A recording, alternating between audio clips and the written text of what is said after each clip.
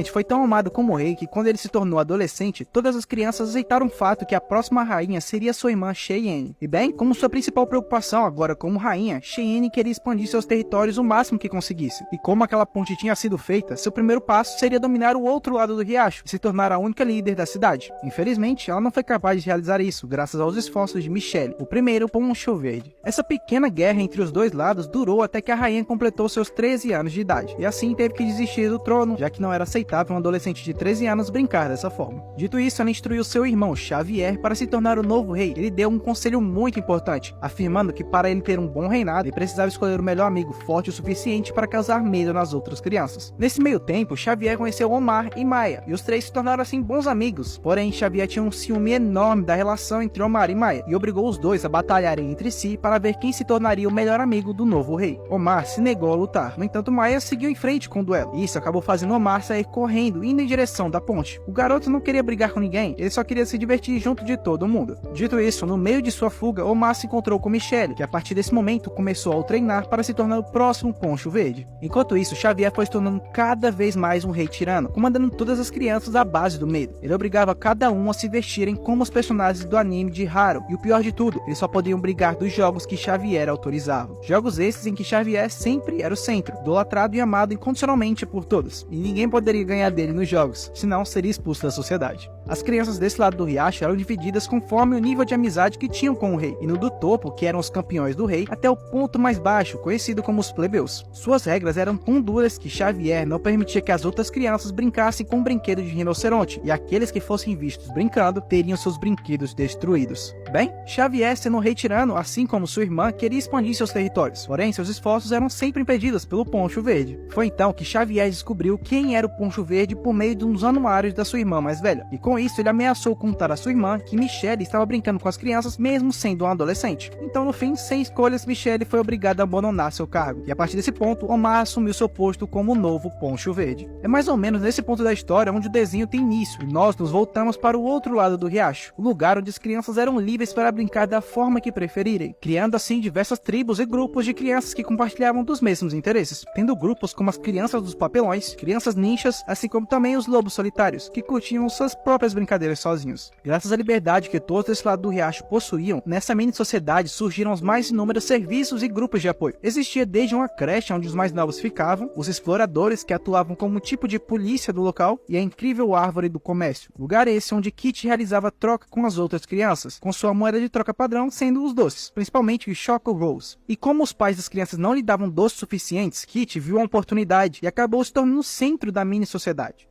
É nesse ponto onde nós conhecemos Greg e seus dois melhores amigos, Kelsey e JP, ou para os mais chegados, o grande João Paulo. Os três passavam suas tardes de verão explorando a vasta floresta perto do riacho, criando assim um mapa gigante marcando construções, rotas, brinquedos e muito mais. Com o passar dos episódios, Greg e seu grupo vão conhecendo e brincando com as mais variadas tribos de crianças, até que no meio de suas explorações eles descobrem o antigo esconderijo dos anciões fundadores, junto com a chocante história da antiga guerra de Pega-Bandeira. O grupo então segue as pistas que encontraram no esconderijo e acabam descobrindo os registros feitos pelo mestre dos jogos, além das antigas bandeiras do Pega-Bandeira, que carregavam uma enorme história de dor e sofrimento dos tempos antigos. A principal motivação dos fundadores ao guardarem e não destruir as bandeiras foi transformá-las em uma espécie de símbolo, que lembrasse que o riacho deveria ser o lugar onde a liberdade reina e todos são bem-vindos para brincarem da forma que preferir. Depois de mapear todo o seu lado do riacho, Greg, JP e Kelsey decidiram explorar o outro lado, um lado obscuro que a maioria das crianças se recusavam a atravessar. Enquanto eles atravessavam a ponte, o grupo acaba conhecendo Omar, o Poncho Verde, que para mim é o melhor personagem dessa série.